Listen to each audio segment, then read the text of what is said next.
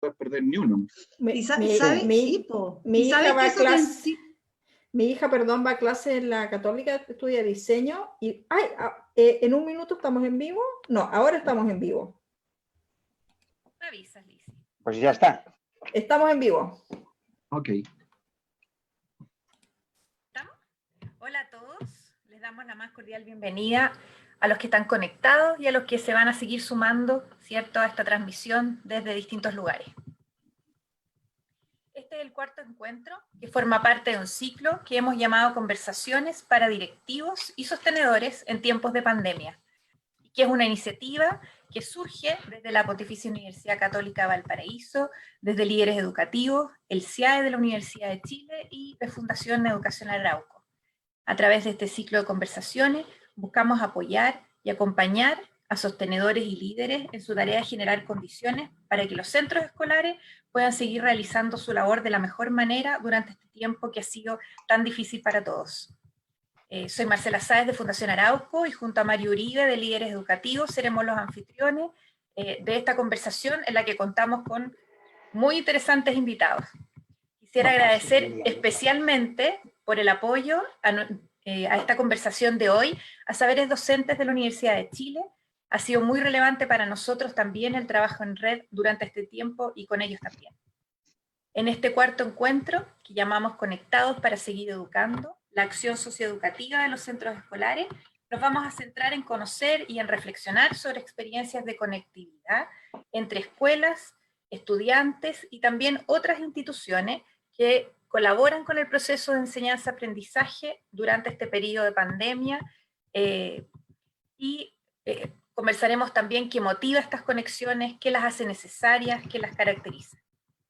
Nuestros panelistas de hoy, Marcela Jara Villavicencio y Jordi Longas Mayayo, nos van a contar sobre sus experiencias en Chile y en España, respectivamente, lo que han ido aprendiendo y los desafíos que aún tienen en esta materia. Cada uno nos relatará su experiencia en un máximo de 15 minutos y mientras tanto esperaremos que todos ustedes, los que están conectados, nos envíen sus preguntas a través del chat. Estaremos atentos a recogerlas y a compartirlas con nuestros invitados. Primero le daré la palabra a Marcela Jara Villavicencio, quien es directora de la Escuela Territorio Antártico de la Corporación Municipal de San Miguel, y nos presentará una experiencia de televisión educativa desde la escuela como experiencia pedagógica en tiempos de pandemia. Antes de que empiece la intervención de Marcela, vamos a ver un pequeño video.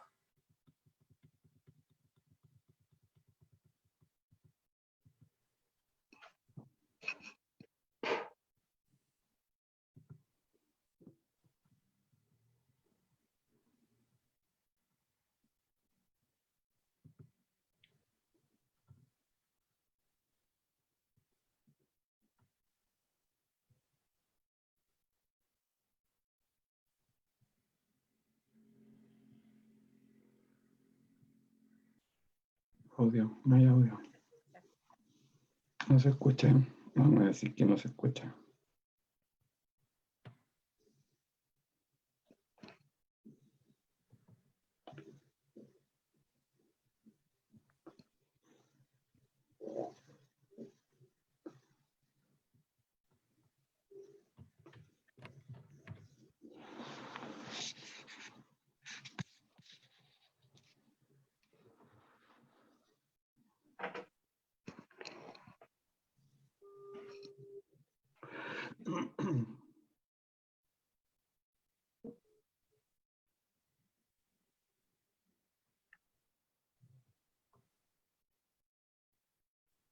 Sí, avisé.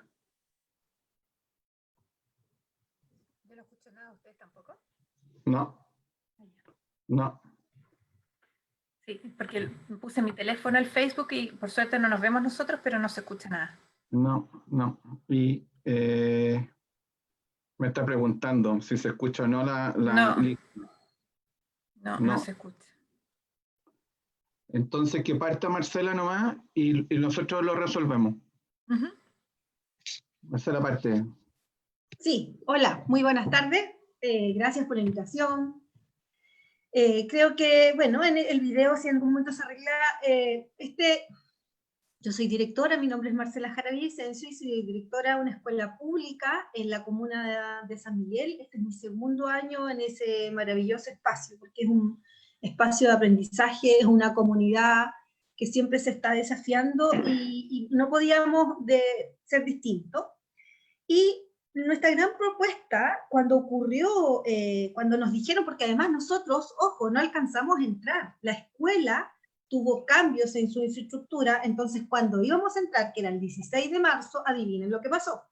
Se declaró estado de catástrofe, por lo tanto, nosotros aún no vemos a nuestros alumnos, solo lo hemos visto por las pantallas, y cómo este canal nos salvó, por así decirlo, y cómo el problema era cómo seguir siendo escuela a distancia, porque el espacio físico de la escuela es clave, no solo para los contenidos, para el proceso de enseñanza-aprendizaje, sino que para la contención emocional. ¿Cómo llegar? Nuestro desafío es decir, ¿cómo llegamos nosotros a nuestros alumnos y alumnas? ¿Cómo ellos saben que nosotros estamos para ellos?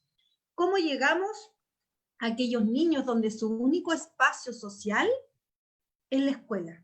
¿Cómo llegamos a esos niños y familias donde viven en una vivienda de 40, 45 metros cuadrados, sin acceso a patio o un parque? Entonces, nuestra principal inquietud y lo que más nos llevó era cómo darle sentido a esta nueva estrategia que fue presionada, pero cómo darle sentido de escuela, no solamente por llevar contenidos, sino que cómo era darle sentido en un espacio de contexto, de incertidumbre, de fragilidad, de cierta manera, de romper la cotidianidad. Entonces decidimos junto a un equipo que fue Hugo y a los profesores, decir, ¿y qué tal si levantamos un canal de televisión? Pero, ¿y cómo levantamos un canal de televisión? Un canal que nos pueda o que nos permita, ¿cierto?, de cierta manera, llevar los contenidos, pero que los demás, los niños y niñas, vean a sus profesores. Piensen que muchos de estos niños nuevos, había muchos cambios de profe en el sentido de cambiar de ciclos, no rotativa de profe, que no sabían cuál era su profe jefe. Los profes, por ejemplo, los niños de kinder a primero, ¿quién iba a ser su profesora que les iba a enseñar a leer, a escribir? Por lo tanto, todo eso iba generando ansiedad en los niños y iba generando una especie como de distanciamiento. ¿Cómo voy a aprender si no está la tía? ¿Cómo voy a aprender si no están mis compañeros? Entonces empezamos primero con las cápsulas audiovisuales, donde el propósito era que escuchar la voz de su profesor y su profesor, ver la cara de su profesor y profesor y acercarnos. Por lo tanto, el propósito final o principal de este canal era vernos, era contenernos, era decir, aquí estamos, un sentido de comunidad. Y en esta plataforma, que primero fue alimentada por las cápsulas que hacían los profesores, empezamos a buscar a otros actores educativos. Empezamos a hacer redes con el propio municipio, empezamos a hacer redes con otra escuela en Chiloé, empezamos a hacer redes con particulares, algún amigo que tenía periodista, algún amigo que era profe de yoga, algún profe de diseño, para que fueran alimentando el canal y las cápsulas, y también una alianza con con la Corporación Cultural de Santiago, con el municipal.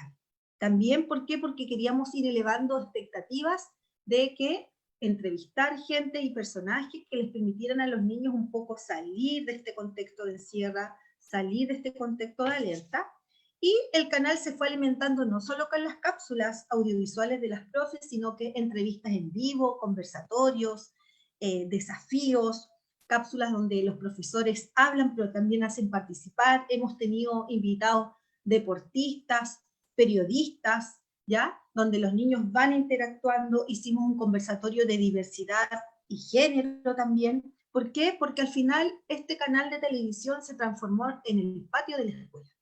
Ahí conversamos, ahí compartimos lo que estamos haciendo, ahí compartimos contenido, se resuelven dudas, se escuchan, se da un sentido de comunidad.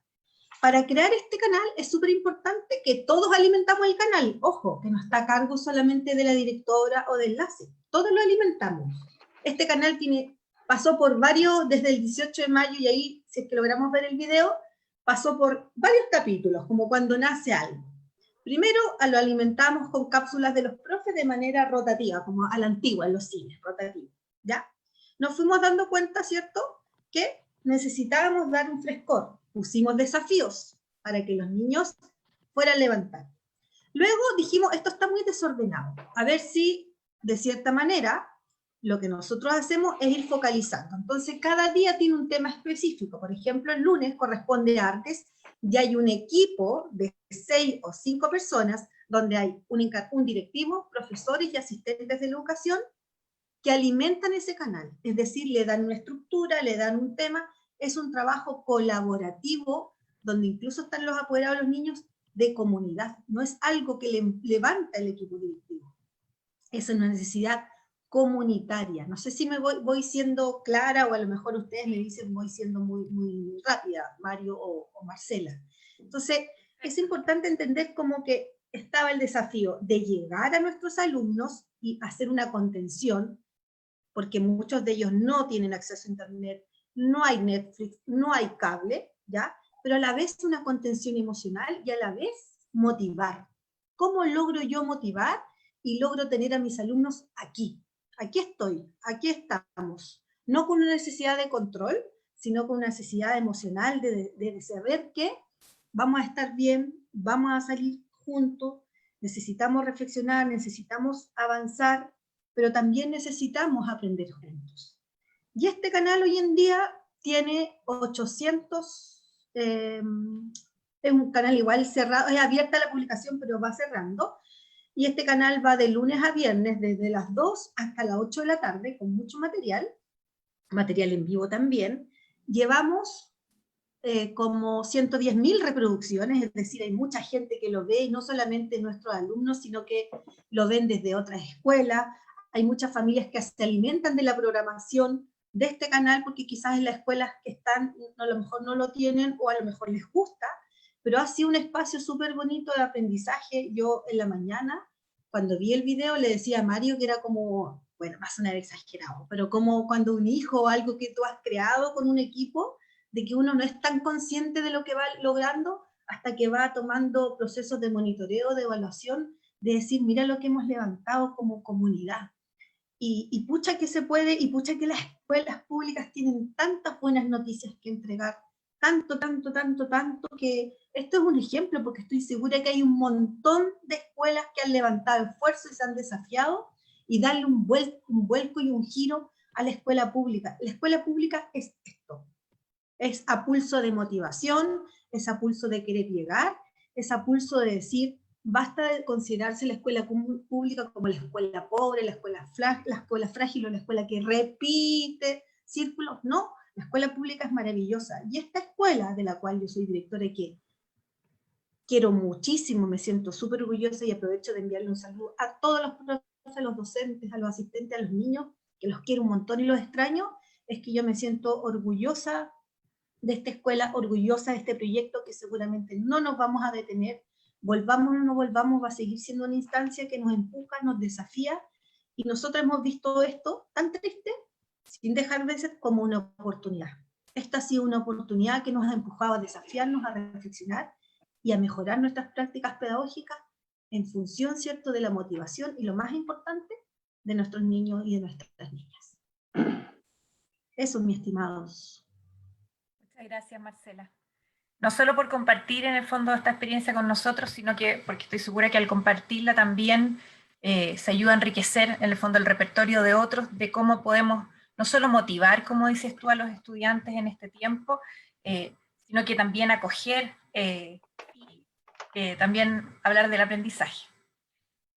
Vamos a probar el video mientras vamos a conversar con Jordi, y así vemos si después podemos retomarlo para que veamos, aunque sea un trocito de la experiencia que están teniendo los estudiantes de tu escuela. Así es que voy a presentar a Jordi, pero antes me gustaría nombrar desde algunos lugares que nos están mandando saludos, desde el Tabo, Curicó, Constitución, Teno y también México. Así que voy a aprovechar de mencionarlos para que sepan que los estamos leyendo. Y vemos que están ahí. Así que les voy a dar la palabra ahora a Jordi Longas Mayayo. de la Facultad de Ciencias de la Educación Blanquerna. Jordi es miembro del Grupo de Investigación en Pedagogía, Sociedad e Innovación de la Universidad Ramon Llull de Barcelona, y nos va a comentar sobre las respuestas socioeducativas en tiempo de COVID en España. Muchas gracias, Marcela, por la presentación, bueno, y a todos vosotros y vosotros por la invitación a estar aquí, ¿no? Es un poco milagroso en el fondo, todavía me lo parece, aunque con esto de la COVID hemos aprendido todos mucho, ¿no? A trabajar digitalmente, pero que yo esté a las 9:15 de la noche en España, en un pueblecito del Pirineo, empezando mis vacaciones, porque aquí estamos de vacaciones, y con bastante calor, para envidia de algunos de ustedes, ¿no? Y conversando sobre innovación y sobre todo estos temas que nos han ocupado y preocupado y nos siguen preocupando y que parece que van a durar, pero que nos han generado también muchos aprendizajes, ¿no? Y la verdad es que es un placer y un gusto pues estar aquí. Voy a situar un poquito el contexto desde el que yo voy a explicar algunas cosas, aunque tendría muchas, pero en fin, ya sé que el tiempo está ajustado y debe ser así, ¿no?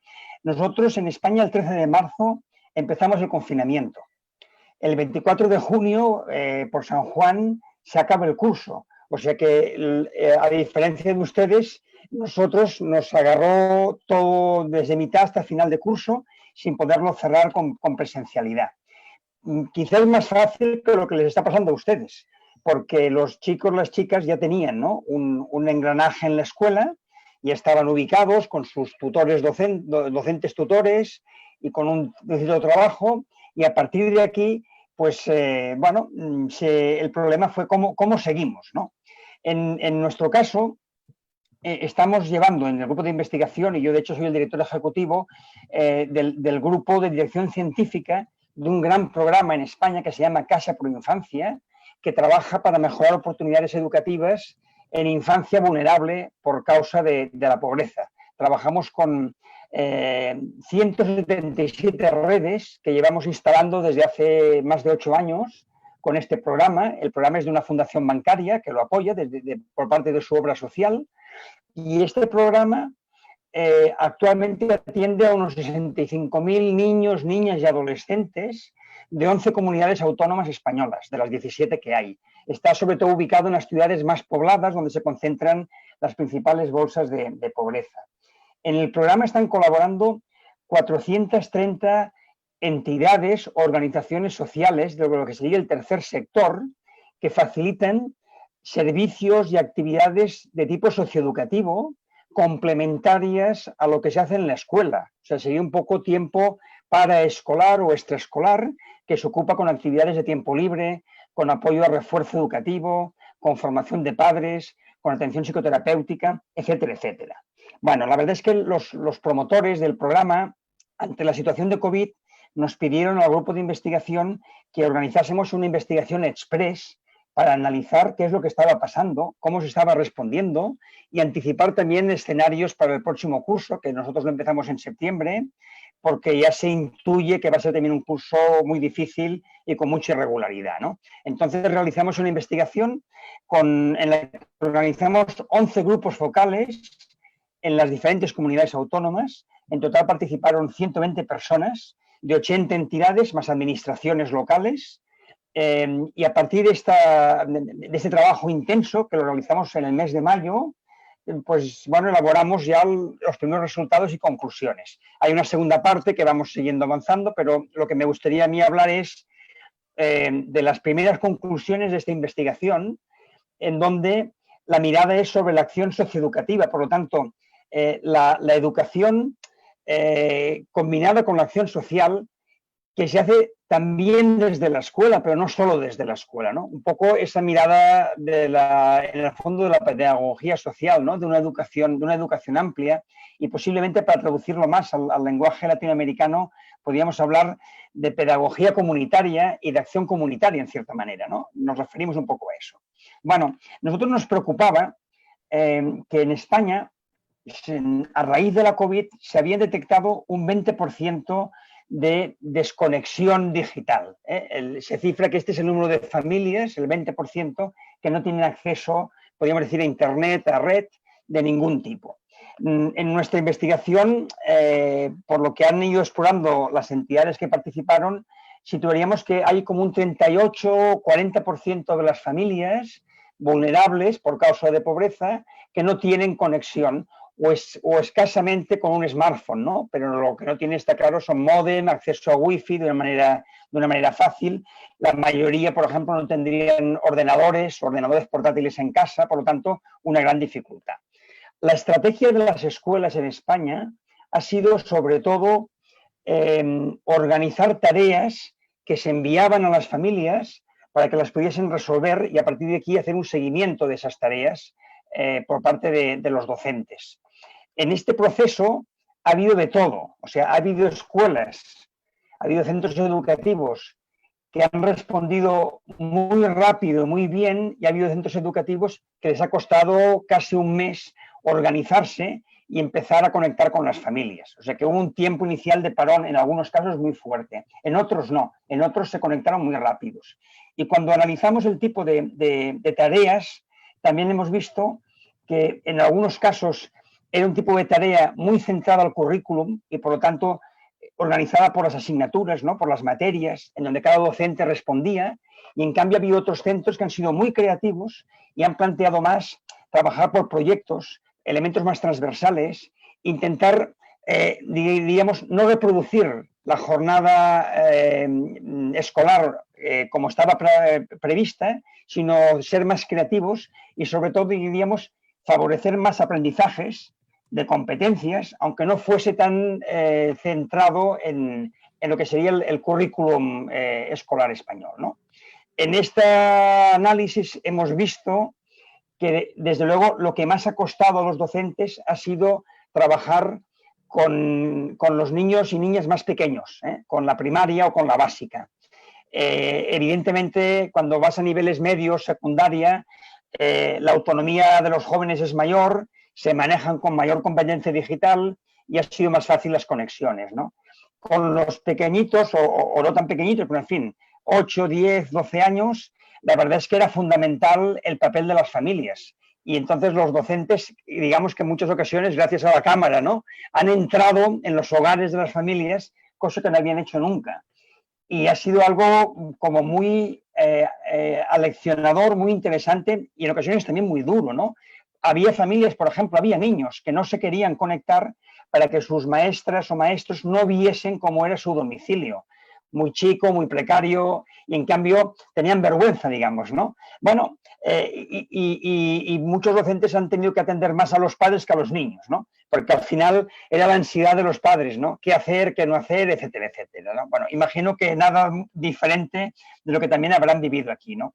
Nosotros lo que observábamos y nos preocupábamos es que se hablaba mucho de la brecha digital y nos parecía que había más brechas. Y que lo que está pasando con la COVID, como cuando hay grandes crisis, que también es una crisis social y una crisis económica, es que las brechas se agrandan y las distancias sociales se aumentan, es decir, se afecta a la equidad. Y este era nuestro, y sigue siendo, nuestra gran preocupación desde el programa y como grupo de investigación. Y es que las familias con más recursos siguen consiguiendo que sus hijos aprendan de un modo u otro, y las familias con menos recursos con facilidad se desconectan. Si en esa situación no interviene la escuela o otros actores de la comunidad, pues digamos que el coste de estas crisis es muy grande, ¿no? Entonces lo que llegan a olvidar, lo que llegan a retroceder ciertos niños y niñas es importante, ¿no? Hasta hay investigaciones que han estudiado cuánto olvidan los niños y niñas en vacaciones y se ha descubierto que los niños y niñas del cuartil social más bajo, y son investigaciones, muchas de ellas internacionales, olvidan entre 3 y 5 veces más que los niños de nivel sociocultural más elevado, ¿no? Digamos, con familias con mayor capital cultural. Entonces, claro, nos preocupaba mucho, ¿no?, que el confinamiento fuese como vacaciones muy largas para una serie de niños y niñas. Y entonces, al ir indagando, desde luego la brecha digital ha sido importante y sobre todo ha sido el acceso y el maquinario. Pero en nuestro país, las comunidades autónomas han facilitado a muchas familias de manera gratuita tablets para conectarse. Luego se dieron cuenta que si era solo tablet, pero no había Wi-Fi en casa, no se podían conectar. Entonces, bueno, fueron resolviendo como podían, pero al final ese fue un tipo de intervención de la política pública interesante. Lo que no hemos conseguido, y esto ya hasta lo escribimos en algún lugar, que las compañías telefónicas también tuviesen su cuota solidaria, facilitando a ciertas familias este acceso, que sería algo también, ¿no?, desde el país a pedir, ¿no? Pero luego hemos descubierto que las competencias digitales de los padres en muchos casos son prácticamente nulas, pero también de los hijos. Es decir, contrariamente a lo que nos parece, quizás los jóvenes, los niños y las niñas, en un smartphone pueden jugar y hacer ciertas cosas, pero competencia para hacer tareas escolares es diferente, manejar información, etcétera, etcétera, ¿no? Y entonces ahí ha habido una brecha también a destacar. Una tercera brecha, la de digital, la de competencias digitales, digital de acceso, ¿no? La de competencias digitales ha sido también, sobre todo en familias más vulnerables, las competencias parentales, en el sentido sobre todo de dos cosas. Mantener un régimen en la familia de cierta organización, de ciertos hábitos, de ciertas rutinas, y por otro, a nivel de hábitos alimentarios. Muchos niños y niñas en la escuela almuerzan, forma parte de la actividad, ¿no? Entonces, hay comedor escolar. Han comido peor muchos niños y niñas en casa que lo hacen en la escuela. Y luego, el tema de los hábitos, por ejemplo, descubrimos que había familias que se levantaban a la 1 del mediodía y a partir de ahí pues hacían la comida y almorzaban a las 3 o las 4 y luego se enganchaban a ver la televisión hasta las tantas de la noche. Y entonces, claro, eso muchos días seguidos era un desorden global de toda la familia, ¿no? Una desestructura muy bárbara. Y finalmente, una cuarta brecha muy interesante, y sobre todo por el tema que hoy trabajamos, ¿no?, era una brecha escolar. Para muchos docentes, al menos en nuestro país, acercarse a los niños y niñas de contextos más vulnerables es una gran dificultad. No saben de la pobreza y no saben cómo acceder. O sea, acceden bien a las familias que responden, que les envías un correo electrónico, un WhatsApp y te lo devuelven. Y a partir de aquí empiezas una relación de acompañamiento, pero no saben muy bien cómo acercarse a estas otras familias, ¿no? Entonces, en este marco ha sido fundamental el trabajo de los actores comunitarios, hasta el punto que tenemos evidencia fuerte que en estas 177 redes que antes hablaba, ¿no?, comunitarias del programa, en aquellas 80, 90 redes que ya teníamos evaluadas como más maduras, que llevan más años trabajando juntas y que tienen ya más producción compartida, con más proyectos transversales, no solo escolares, sino también de educación más allá de la escuela, la respuesta ha sido mucho mejor que en las otras, hasta el punto que en algunas de estas redes no ha quedado ni un solo niño, ni una sola niña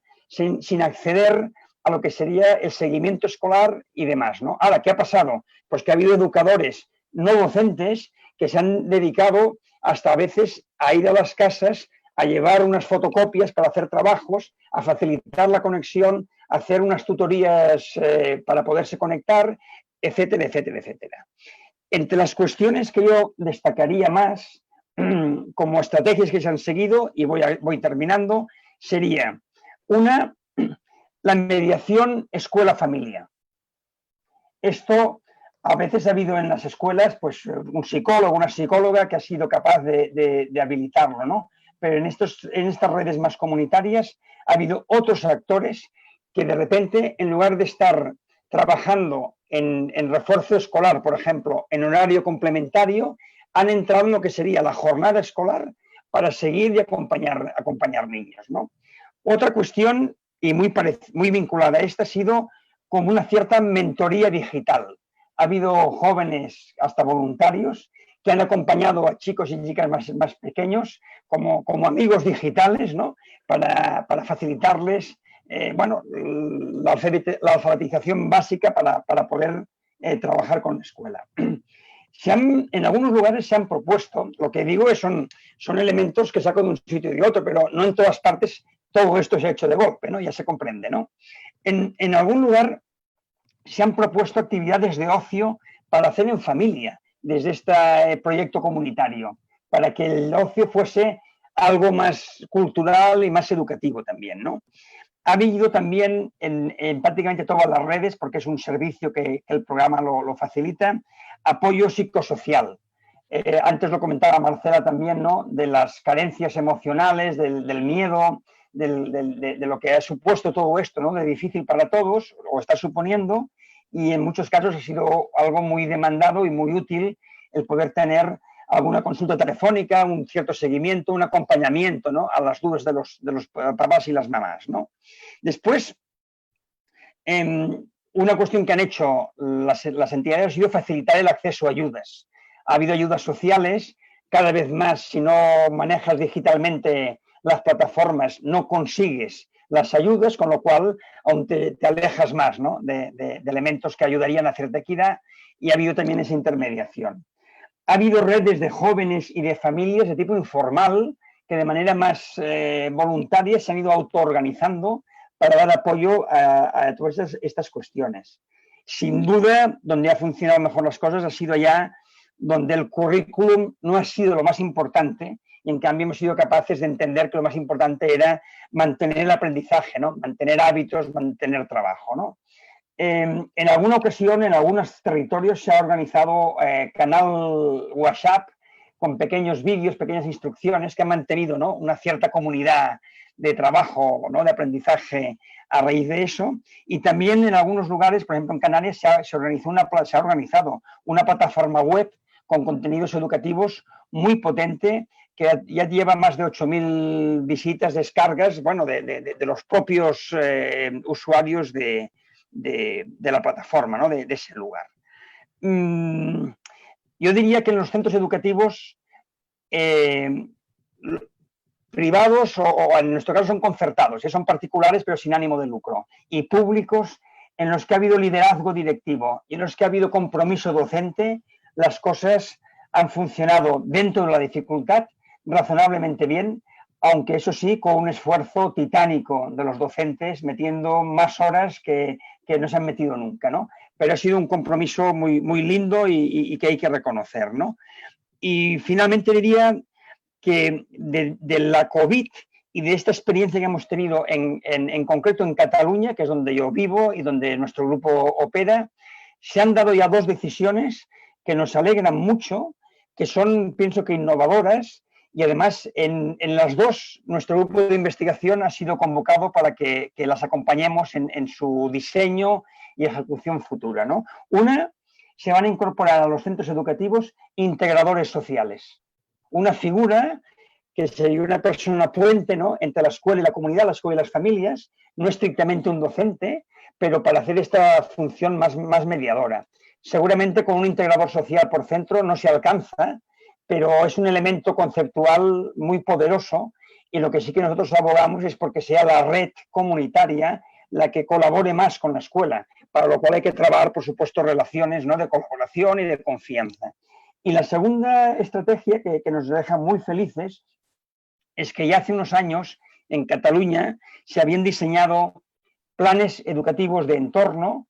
En los 800 ayuntamientos de Cataluña hay 120 que tienen planes educativos de entorno, que son planes para la mejora educativa, en donde se involucran todos los actores. Por lo tanto, escuelas sí, pero incluso servicios de salud, servicios sociales, actores educativos, ¿no? que hacen educación en tiempo libre y demás, ¿no? Estos planes educativos, que tuvieron mucho empuje, llevaban 3 o 4 años como un poco en stand-by. Digamos que habían de los 120, quizá 30, 40 que estaban funcionando muy bien, pero el resto recibían un dinero, pero estaban en una fase de poca creatividad, ¿no? Entonces ahora hay una propuesta, a raíz de la experiencia que estamos teniendo, de relanzamiento, de reforzamiento de lo que sería el trabajo comunitario para la mejora educativa, con políticas de familia, con políticas de tiempo libre, con apoyo a elementos de entorno, que sin duda, para lo que sería también la misión de la escuela, es algo pues, que tiene una gran incidencia y que es de mucha importancia, ¿no? Bueno,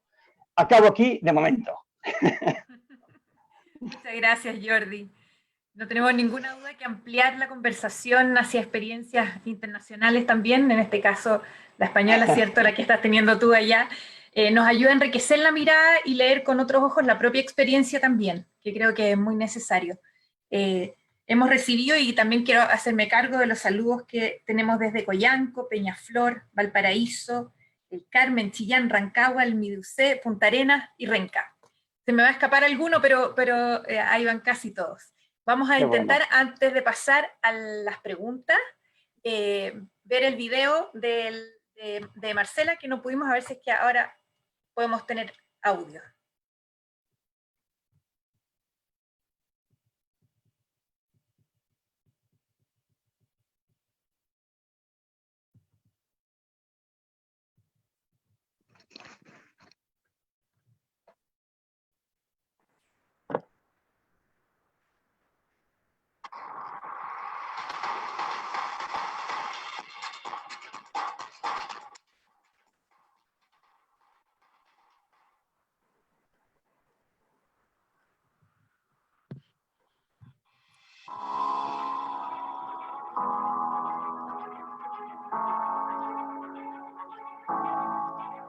Con la confirmación del Ministerio de Salud del primer caso de coronavirus en nuestro país.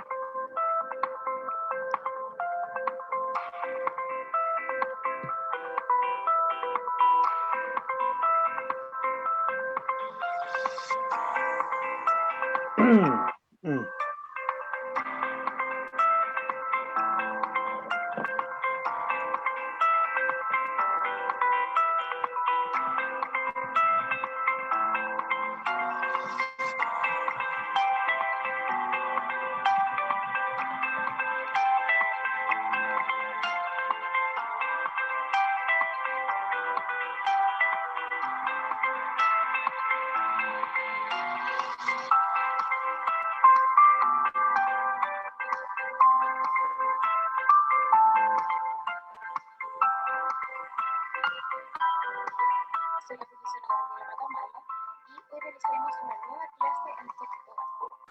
Seguir a continuación. Seguir con nuestra secuencia de ejercicios de intensidad moderada a vigorosa.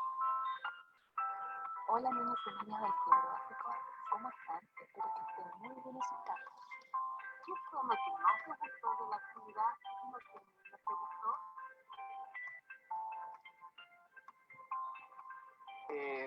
Agradecer el espacio, agradecer la maravillosa posibilidad de conocer a seres humanos que me han enriquecido más y me han enseñado más el día de hoy. De cabeza dura también, de decir, yo no me mueve nadie de mi objetivo, nadie. Bueno, Hay que ser eso es importantísimo. y solo un mensaje a los chicos que vayan por sus sueños, Eso.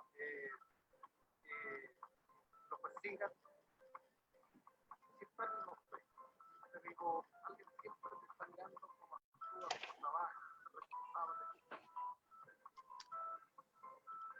Desde hoy, jueves 2 de julio, desde las 7 de la tarde, vamos a tener una programación especial para ustedes. La regulación emocional es un proceso mediante el cual uno modula una emoción, se controla, con el objetivo de alcanzar una meta o responder de manera adaptativa a una demanda específica.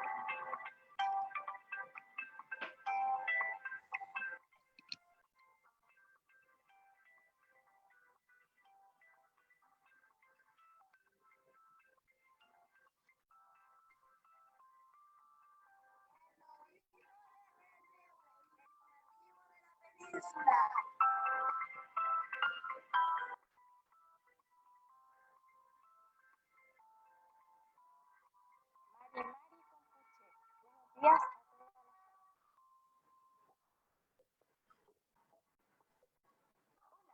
Muy buenos días, niños y niñas, padres y apoderados de la Escuela Territorio Antártico. Estoy aquí para darles una muy buena noticia. Hoy, a partir de la 1 de la tarde, es el lanzamiento oficial de nuestro nuevo canal educativo, Territorio TV Educa. Un canal que irá de lunes a viernes entre la 1 de la tarde y las 8 de la noche de manera continua, con material educativo exclusivo de nuestros profesores y profesoras, de nuestros asistentes de la educación, documentales, videos, cortos y también entrevistas de los actores, de los profesores y de algunos actores educativos de la comunidad de San Miguel.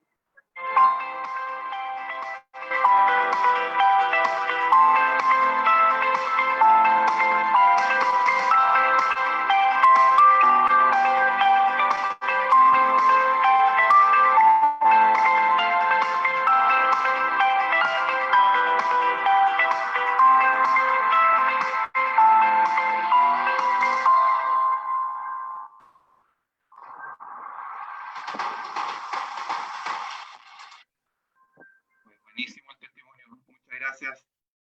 Quiero comentarles que tenemos una enorme cantidad de preguntas para ambos. Les transmito también las felicitaciones. Muchas gracias, Marcela, muchas gracias, Jordi, por conectarte desde España en tus vacaciones. Nos dicen aquí muchas personas, así que hay muchísimas preguntas, así que estamos tratando de hacer un esfuerzo, pero hay un concepto que es como, yo diría que es como una suerte de común denominador a ambos, que es el concepto de conectar.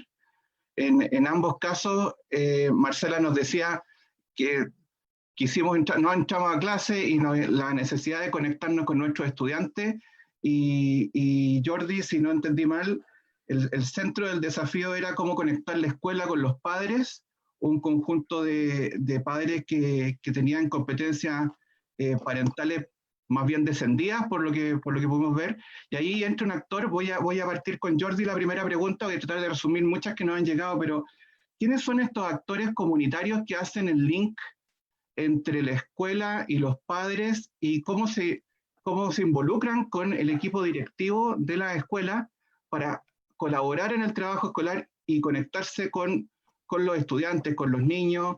Y nos preguntan mucho los niños entre qué edad, porque hay entre la audiencia muchas educadoras de párvulo, entonces dicen, son desde muy, muy pequeñito o hasta qué edad. Entonces yo partiría por ahí, y luego tengo un conjunto de preguntas también para Marcela que van entre cómo te reflejas también en el diagnóstico que ocurre en España. Hay mucho de lo que ocurre allá que también te ves reflejada, y viene también la pregunta de la conexión. O sea, la televisión educativa, hay un planteamiento básico que es decir, tengo conexión.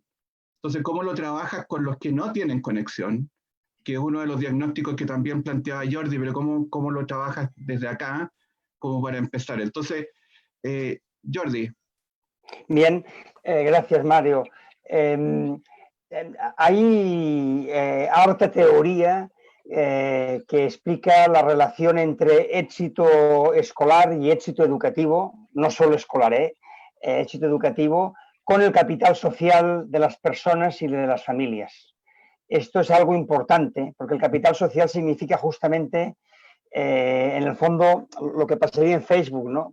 ¿Quién tienes en la agenda? ¿Quién te puede ayudar? ¿Con quién intercambias? Entonces, justamente, algo muy asociado a los contextos de pobreza es que el capital social es bajo. También el capital cultural, pero no, el económico, por supuesto, por eso son pobres, pero algo que explica también la pobreza es eso, ¿no? Entonces, la conexión es básica para salir de ciertas situaciones de vulnerabilidad y para tener oportunidades educativas y oportunidades en la vida. Hay un autor americano, Peter Miller, que habla del liderazgo de intermediación justamente en ese terreno, y es trabajar directamente con familias para conectarlas, ¿no? Conectarlas a la red, conectarlas a personas, conectarlas a instituciones que tengan posibilidades. Entonces, la gran amenaza que intuimos todos, ¿no? con la COVID es que la desconexión de muchas familias podría ser total, ¿no? Y entonces, si ya cuesta para muchas familias de estos contextos acercarse a la escuela cuando todo es normal, cuando te vas para casa porque la ley te obliga a irte para casa y no tienes internet en casa, pues se acabó la escuela y ya veremos cuándo aparece, ¿no? Y podían ser meses de toda esa historia, ¿no? Entonces, la preocupación fue, digamos que muy global. Lo que pasa es que para acceder a esas familias, las escuelas solas lo tenían o lo tienen muchas veces muy difícil. Y en nuestra experiencia, quien ha hecho esa intermediación han sido entidades del tercer sector, ¿no? Organizaciones sociales, organizaciones que se dedican a hacer educación en el tiempo libre, que se dedican a organizar solidaridad también, incluso a lo mejor a repartir alimentos cuando ha hecho falta mediante banco de alimentos y demás, ¿no? Claro, el contexto español en el sentido es diferente del chileno, ¿no? En el sentido que en cualquier municipio habrá una unidad de servicios sociales, además de la educativa, y esa unidad ya le correspondería esta tarea, ¿no? Pero están muy desbordados con la situación actual y entonces lo que ha sido importante a veces han sido asociaciones de tipo cultural. Por ejemplo, un grupo excursionista o un grupo folclórico de arte y de baile que trabaja con niños y niñas pequeñas, ¿no? Y que enseñándolos y de repente, ante la situación, los educadores o los monitores o los voluntarios de estas organizaciones se han prestado a hacer un seguimiento, un apoyo a sus propios grupos de niños y niñas, ¿no? Entonces, se han mirado de coordinar con las escuelas y básicamente con la figura que tenemos allá que sería coordinador pedagógico, ¿eh? Es una persona del equipo directivo que tiene esa función, o si no también con los psicólogos o psicólogas de los centros educativos, ¿no? Los orientadores. Entonces, ese sería un poco la unidad de enlace y a partir de aquí, por supuesto, con los tutores, no sé si ustedes llaman de aula o de clase, ¿no? Los docentes de aula, o sea, el docente referente de un grupo, ¿no? Y eso ha sido con todas las edades, ¿eh? Con infantil, con básica y con secundaria. Lo que pasa es que con infantil y básica el reto, y sobre todo infantil, era acceder a las familias. En cambio, con los de secundaria es diferente, son más autónomos y se accedía más a los chicos y chicas, ¿no? Pero ese ha sido un poquito el sistema. Tu estrategia de conexión. Nos preguntan mucho tanto por los que no tienen con qué conectarse al canal, como con aquellos que lo tienen y que probablemente se refleja mucho lo que Jordi decía, de que no necesariamente todos tienen un computador, puede que tengan un teléfono. O sea, sabemos que en Chile el hecho de que uno tenga acceso a internet en la casa no necesariamente significa de que todos tienen un computador o una tablet detrás, sino que es mucho más limitado. Entonces, la estadística también puede ser... De hecho, no lo mencioné, Mario, pero ese fue como una de las cosas que también nos empujó a levantarnos en una plataforma que fuera Facebook y no otras como Classroom, Instagram, porque esas requieren una conexión. Cuando empezó en Chile, por lo menos cuando empezó lo de la pandemia, muchas compañías, en principio la totalidad de las compañías, liberaron las redes, sobre todo WhatsApp y Facebook. Por lo tanto, nosotros escogimos y analizamos con el equipo de decir a través de qué plataforma, qué persona no puede tener una cuenta. Para tener una cuenta en Facebook necesariamente necesitaría solo tener una cuenta de correo.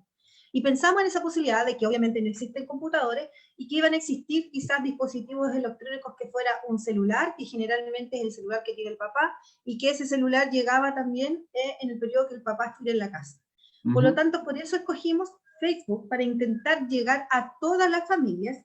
Y cuando no era así, y nos fuimos haciendo el trabajo que mencionaba Jordi, familia por familia, logramos levantar los documentos y estas cápsulas por WhatsApp. Es decir, estas cápsulas de aprendizaje no solo se pasan por el canal, sino que además a través de la página institucional, cada curso tiene carpetas por temas y cápsulas que llegan a las familias. El aprendizaje, ojo, no solo pasa por las cápsulas.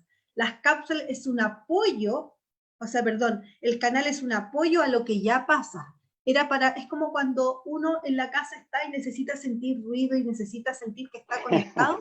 Nuestro propósito del canal era eso, sentir esa compañía. Aunque la cápsula yo ya la haya visto, es sentir que aquí estábamos. Pero ojo, que el trabajo se hace por cápsulas a través del WhatsApp y a través de Facebook, que hasta el día de hoy en la mayoría de las compañías Facebook está liberada, en Chile por lo menos.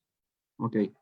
Dos preguntas. No sé si les queda claro. Sí, dos preguntas de inmediato. Uno, ¿cómo ha impactado esto en las prácticas y en las reflexiones de los profesores pedagógicas nos están consultando.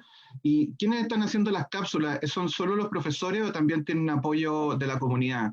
Toda la comunidad, mira, las cápsulas las hacen asistentes de la educación, profesores, directivos, amigos de la escuela, y refiero a colaboradores. Por ejemplo, los están haciendo algunos componentes de la Municipalidad de San Miguel, periodistas, diseñadores gráficos, profesores de yoga, los amigos también que hemos conservado Kiklos, que es un porcentaje que tiene que ver con ciencia y reciclaje. El teatro municipal se alimenta de toda la gente que con mucho cariño y con su trabajo voluntario va alimentando esta plataforma educativa, pero principalmente está alimentada por los profesores y los asistentes de la educación. ¿Por qué quisimos meter a los asistentes de la educación? Porque ellos son parte.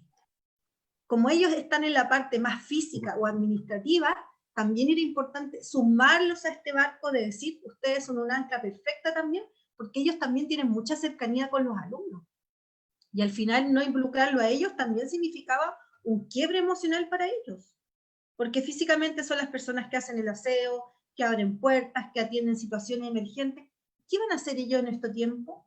Entonces ellos también necesitan y deben y tienen el derecho a vincularse. Y esta es la forma que nosotros encontramos, siendo parte, sin ser especialista en lo pedagógico, acompañarse, y al final se transforma en un apoyo para los profes, tanto en lo administrativo como en las cápsulas. Mario, déjame una cosa, porque es que me provoca mucho lo que dice Marcela, porque yo pensaba, esto ha pasado como respuesta de emergencia a una situación que no habíamos vivido nunca en todo el mundo. Pero ¿se imaginan ustedes qué pasaría cuando volvamos a cierta normalidad? Si toda esta gente que ha ayudado a levantar la televisión siguiesen unidos para mejorar la educación en Chile, esto es una bomba. Sí. Y ese es el desafío también, ¿no? O sea, eso es lo que más se parece a esta idea de planes de entorno que les comentaba antes, ¿no? Que es no solo la escuela preocupada del éxito educativo, sino toda la comunidad, ¿no? Esa es la gran cosa. Quizás es un aprendizaje que estamos haciendo ahora. Yo lo quiero destacar, porque eso es capital social de la escuela, ¿no? Eso hay que cultivarlo para el futuro. Gracias, Jordi. Permíteme el consejo. Eso es lo que levanta y lo que nos motiva, porque imagínense lograr movilizar a una comunidad pensando, ellos podrían decir, no, ese no es mi trabajo, pero tiene que ver con un sentido de comunidad, de decir, de esta, que es una palabra que no me voy a cansar nunca repetir, de esta salimos juntos, nunca más solos. La educación no se puede entender como matemática por allá, ciencia por allá, tú abres la puerta, tú cierras la puerta, somos un conjunto.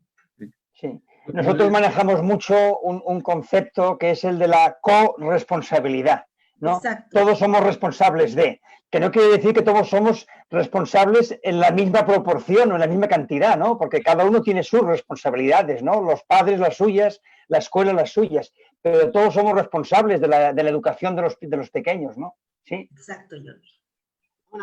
Es una muy buena, yo creo que todo lo que han dicho es una muy buena definición de lo socioeducativo, que es el concepto de que manda en este conversatorio. Sí, señor.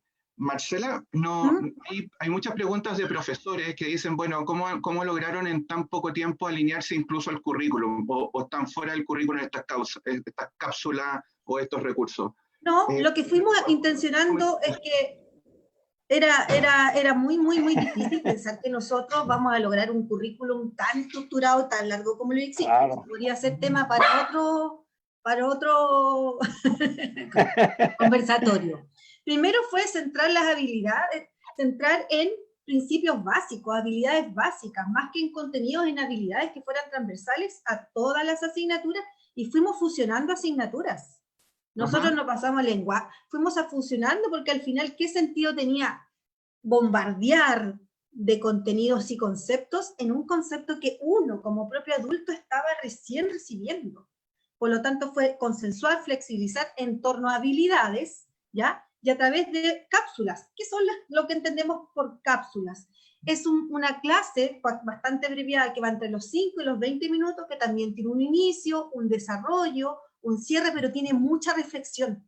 Constantemente el profesor va preguntando, como yo lo digo a lo Mickey Mouse, como Mickey Mouse, no sé si alguno tuvo hijos o nietos y ve Ya niño, ¿qué viene ahora? Ya, entonces la respuesta es perfecto. El refuerzo positivo y constantemente de ir haciendo pausas, porque ¿qué gracia tiene presentar una PPT hablada o transmitida? Voy generando la reflexión intencionada y todas las cápsulas tienen un proceso de cierre, donde yo entrego un producto, un mapa mental, un mapa conceptual, una pregunta que me queda abierta, algo que no comprendí. ¿Por qué? Porque me voy haciendo más consciente de este proceso, de cómo lo voy aprendiendo, y además de más humano, con o sin querer queriendo, el profesor se dio cuenta que no necesitamos siempre la calificación para entender que nuestros alumnos aprenden. Y eso ha sido maravilloso. Nos quedan pocos minutos, hemos sido siempre con Marcela muy disciplinados en cumplir la hora y no abusar del tiempo ni de ustedes, ni de las personas que nos están mirando, todos los profesores directivos, hasta en México ya lo sabemos. Quiero orientar la última pregunta a algo que ha aparecido en otras y que tiene que ver con el futuro. O sea, en este futuro que es cómo están pensando tanto, Jordi, allá la apertura, que es en septiembre, ¿no? Septiembre, sí, que viene siendo nuestro marzo. Nosotros también estamos en la mitad de esto, no lo sabemos, no sabemos si estamos en nuestro peak, si ya pasó la primera ola. Es pura incertidumbre para nosotros y por lo tanto también, de todas maneras, los directivos tenemos la obligación de saber de que esto va, en algún momento vamos a volver a algo, a un escenario distinto. Entonces, para los dos, Jordi, ¿cómo están pensando esta apertura ya? Está claro de que aquí hay unas nuevas redes que quedaron establecidas ahí, y lo mismo, Marcela, ¿cómo lo están viendo ustedes? Más que la fecha, es cómo quedan las alianzas con la comunidad después de esto, y cuáles son los cambios más importantes dentro de tu propia cultura de escolar, de la escuela, en relación a tus profesores y a los asistentes que queda a futuro, o que a ti te gustaría visualizar a futuro. Jordi. Bien, en nuestro caso, en las escuelas y estas redes que comentaba por la infancia, lo que queremos es sobre todo fortalecer este trabajo en red en una línea que hasta la fecha no habíamos hecho, que sería que los actores comunitarios que comentaba antes pueden entrar más en clave de codocencia. O sea, no tanto como un apoyo, digamos, complementario, ¿no? Más allá de la escuela, sino más integrado a la jornada y al trabajo, como no diríamos como pares, pero en cierta manera sí, ¿no? Es decir, como un recurso más de la escuela. Esta es una de las ideas más fuertes. Luego, seguro que en la estrategia global de país se va a procurar mantener algún tipo de presencialidad, que va a ser más alta o más baja, con grupos más reducidos o menos, pero aunque haya, digamos, todavía, ¿no? O siga el acompañamiento digital, que pueda haber un poco el contacto más físico y quizás seguramente por temas más emocionales, ¿no? Y de cierta rutina con los alumnos, que no por más o menos efectividad de aprendizajes, ¿no? Y el tercer tema es decir, claro, el currículum tal como está y con estas condiciones, todo el mundo lo pone muy en duda, ¿no? Y si hay algo, entre muchas otras cosas, pero si hay algo que se está destacando ahora como muy importante, es todo lo que serían las competencias comunicativas, ¿no? El lenguaje, pero en todos los sentidos, ¿no? Expresar, compartir, elaborar. Allí es donde además se producen más brechas, ¿no? O sea que al final lo de la brecha digital es un argumento que se ha utilizado a nivel mundial y gracias al profesor Castells, pero el tema es manejar información, elaborarla, compartirla, producirla. Entonces, todo lo que tiene que ver propiamente con las competencias comunicativas, que son diversas y demás, son lo que realmente da más competencia para seguir aprendiendo. Entonces, esa es quizá la urgencia principal que más se plantea ahora. Gracias. Marcela.